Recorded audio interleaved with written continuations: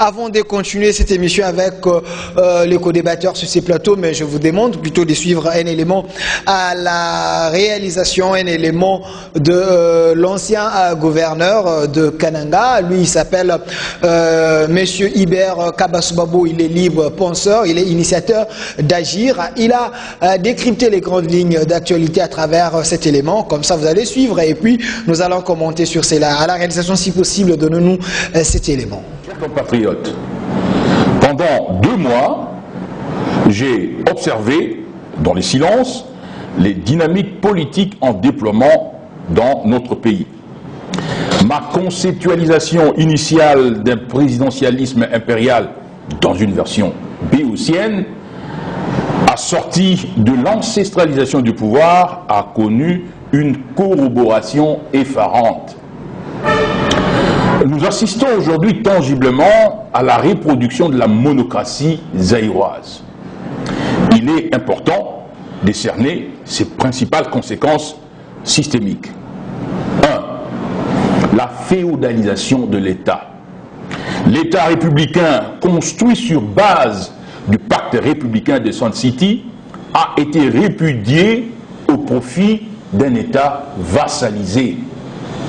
Le président de la République s'impose aujourd'hui comme le nouveau Mobutu, roi du Zaïre. Il étiole le principe cardinal républicain de la séparation de pouvoir.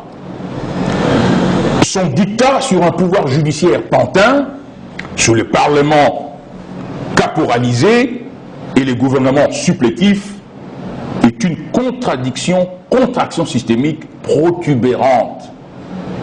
2. La perversion parlementaire. Le président a orchestré la dépravation de l'Assemblée nationale par sa désacralisation avec violence, par ses militants, par la corruption pour y placer des animateurs à instrumentaliser. Au Sénat, pour des raisons courtisanes, il a téléguidé la démission d'un vice-président qui est son acolyte, alors que l'argent, beaucoup d'argent, avait été dépensé pour l'élection du nouveau bureau, et c'est là pour repositionnement assurant son hégémonie. 3.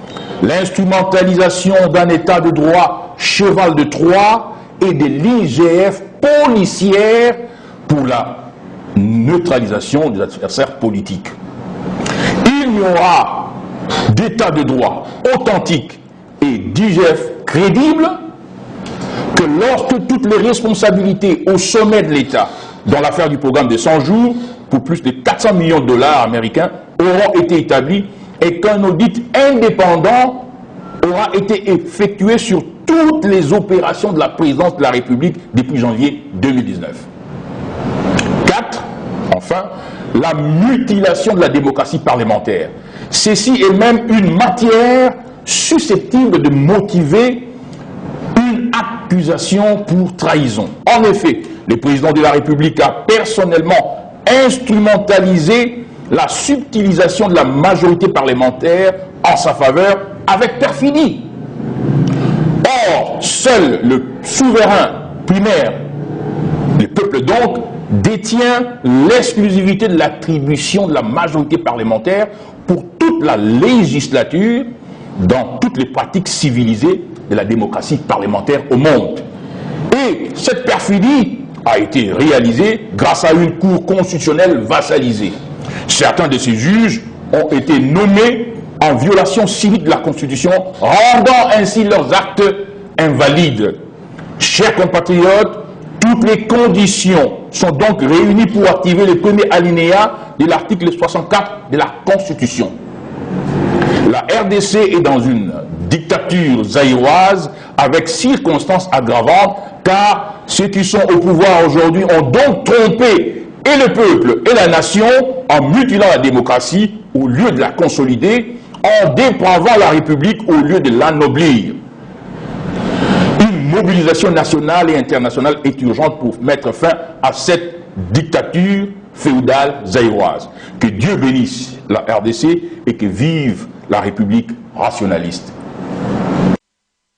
Ah oui, vous avez compris l'analyse de M. Hibert Kabasubabo, libre penseur. Voilà, c'est aussi ça la démocratie en République démocratique du Congo. Donc, le chef de l'État actuel, Félix-Antoine Tshisekedi, il avait dit il n'y aura aucun prisonnier à propos de ses penchants politiques ou ses analyses, espérant que cette déclaration s'inscrit dans la logique de la démocratie. Hibert Kabasubabo qui parle de la dictature qui s'impose. Un nouveau Mobutu a vu le jour en République démocratique du Congo. Il a parlé de la perversion parlementaire. Il a parlé de ce qui s'est passé. Aujourd'hui, nous avons l'Union sacrée. Lui pense que c'est par une machination qu'il y a eu la défection de certains députés de l'ancienne majorité parlementaire, donc FCC Cash. Donc, il n'est pas du tout d'accord avec ce qui se passe en République démocratique du Congo. Il est libre de réfléchir. Voilà, le pays doit avancer avec les têtes bien faites comme